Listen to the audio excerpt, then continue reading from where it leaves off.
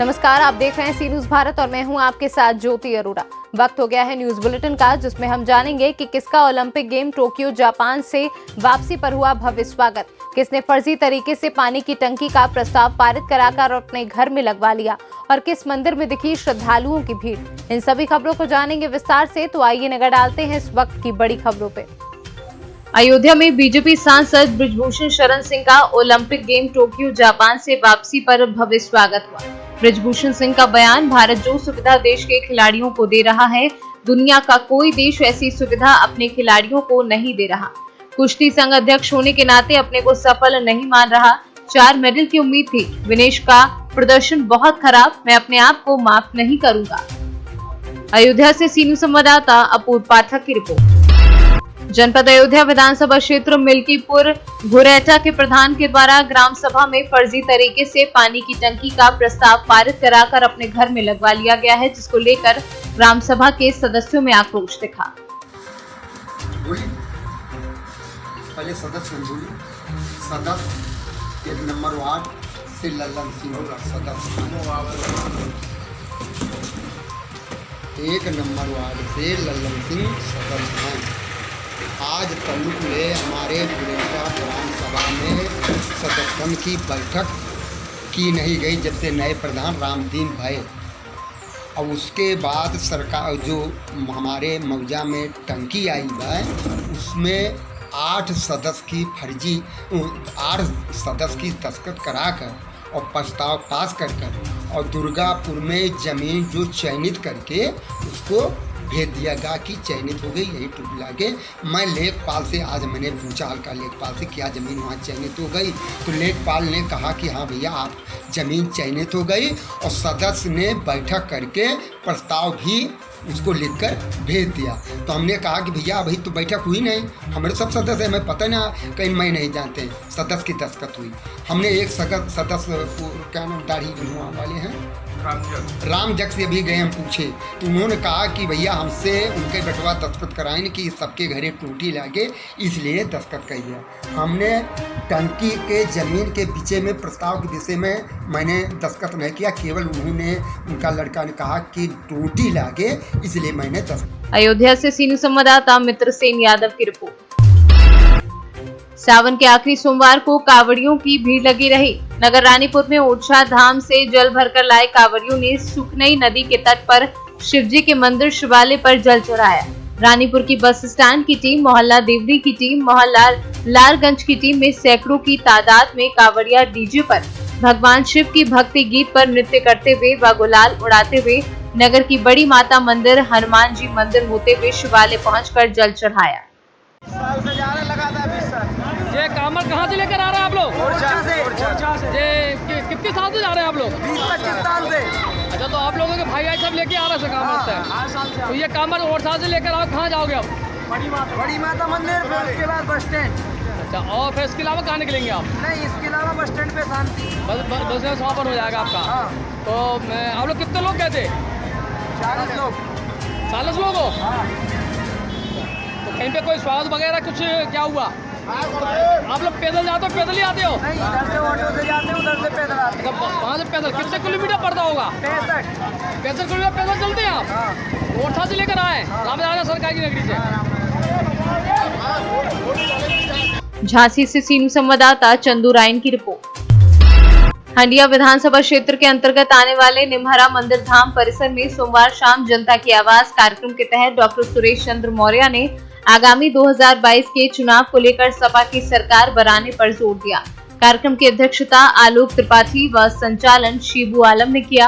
वहीं कार्यक्रम का आयोजन डॉक्टर नजरीन शाह व डॉक्टर इरफान के द्वारा किया गया। कार्यक्रम को संबोधित करते हुए शिबू आलम ने भाजपा सरकार पर निशाना साधते हुए कहा कि भाजपा सरकार जनता को ठगने का काम कर रही है। उक्त मौके पर आसिफ शाह, सज्जन कुशवाहा, मोहम्मद अली, गुलशन अली, बड़े शाह, शशि दुबे व अन्य लोग मौजूद रहे। हम लोग जो जनता की आवाज़ का कार्यक्रम चला रहे हैं, उसके अंतर्गत आज हम लोग माता निमहरा मंदिर पर हमारे यहाँ के तमाम युवा साथी यहाँ एकत्रित हुए और हमको इनवाइट किया। इसके लिए हम उनका आभार प्रकट करते हैं। और इस कार्यक्रम में कि आज कार्यक्रम की अध्यक्षता भाई आलोक त्रिपाठी जी जो हमारे 20 साल से साथ रहे हैं, जिनका हम लोग समाजवादी में काम कर रहे हैं, परंतप जी और यहाँ उपस्थित सभी युवा साथी संजय सम्राट जी और सत्येंद्र कुशवाहा जी और जितने लोग आए हैं सबका हम हार्दिक दिल से स्वागत और वंदन करते हैं। और इस कार्यक्रम का उद्देश्य है कि गांव-गांव जाकर हम लोग समाजवादी नीति रीति को पहुंचा रहे हैं। जैसा अभी हम लोगों ने अभी कहा भी है कि आज की तारीख में भारतीय जनता पार्टी की सरकार में किसान परेशान, नौजवान परेशान, व्यापारी परेशान, नौकरी पेशा करने वाला व्यक्ति परेशान, इतनी महंगाई चरम सीमा पे है। आपने देखा, अभी मैंने कहा भी कि भारतीय जनता पार्टी का 2 काम, काटो फीता बदलो नाम। हम लोग विगत दिनों से जो बाढ़ग्रस्त इलाके हैं वहाँ भी जा रहे हैं, लोगों की सेवा कर रहे हैं। हम लोग समाजवादी लोग हैं और समाजवादी हमेशा सेवा करता है जनता की, आजीवन करता रहेगा। नहीं, अगर हम बात करें, हम लोग वहाँ ले जाकर के राशन किट बांटे। अगर आप टीवी देखते होंगे, पत्रकार मोबाइल देखते होंगे, उसमें आया भी है कि 40-40 किलो की बोरियां, जिसमें गेहूं था, चावल था, आटा भी अलग से दिया गया, दाल भी दिया गया, चीनी भी दी गई, अच्छा अगर सरसों काबुन दिया गया, लोगों को सोयाबीन की सब्ज़ी दी गई। और लोग इतनी खुशी से, जिनको दिया गया, जिनको वास्तव में बाढ़ पीड़ित थे, उनके आंखों में आंसू देखे गए और उन लोगों ने हृदय से हमको और हमारे नेता अखिलेश भैया को दिल से धन्यवाद दिया। आप देखे होंगे कि आप चौथे स्तंभ हैं, हमारे समाज के पत्रकार हैं।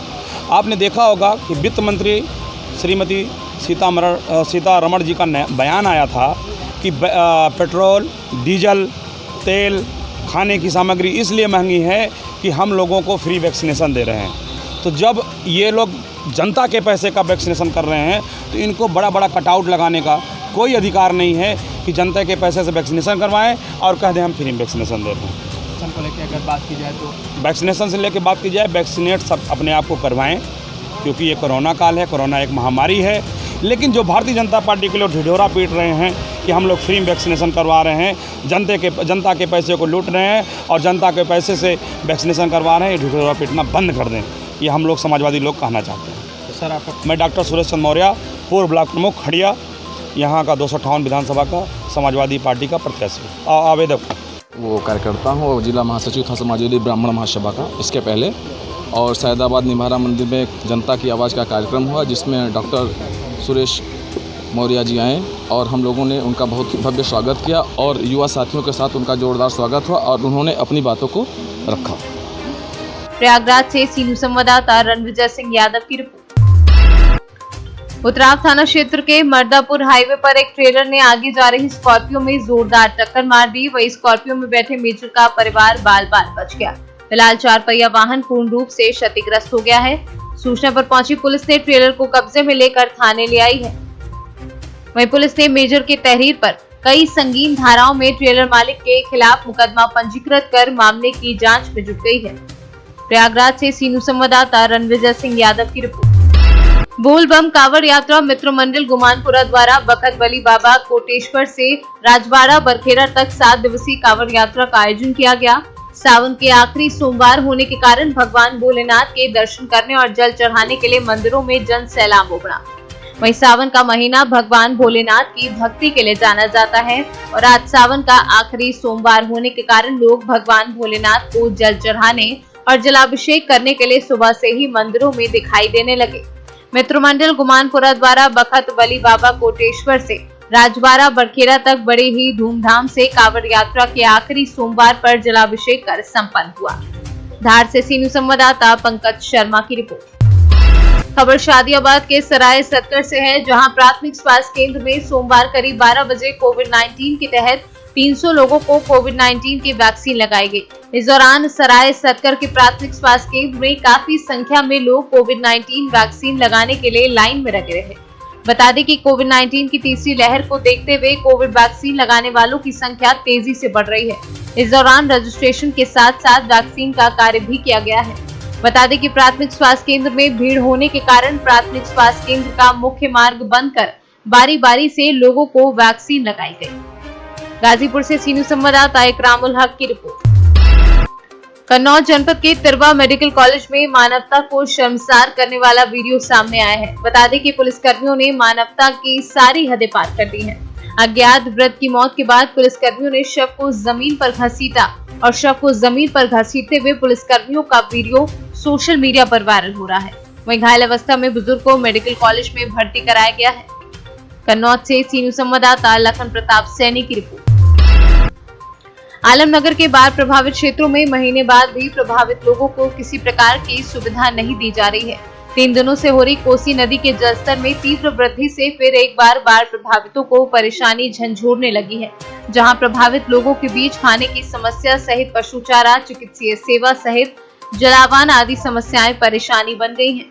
बावजूद जिला प्रशासन की उदासीनता से महीनों बाद भी प्रभावित लोगों को किसी प्रकार की सुविधा देना मुनासिब नहीं समझा जा रहा है, जबकि सरकार द्वारा बाढ़ प्रभावितों के लिए कई प्रकार की सुविधा का निर्देश है, लेकिन महीनों बाद भी बाढ़ प्रभावितों की वेदना पर मरहम लगाने वाला कोई नहीं है।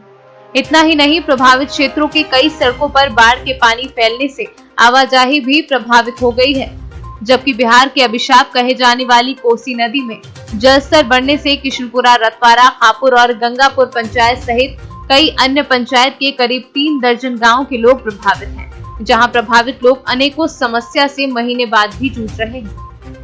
मधेपुरा से सीनू संवाददाता रंजीत की रिपोर्ट। विकासखंड मंगरौरा के अंतर्गत तिवारीपुर कला में कबड्डी व ऊंची कूद का प्रोग्राम किया गया, जिसमें स्वधर्मा फाउंडेशन की तरफ से फीता काट कर उद्घाटन किया गया। प्रतापगढ़ सदर जिला पंचायत सदस्य विश्वजीत सिंह उर्फ मोहित सिंह ने पहुंचकर खेल का आनंद लिया।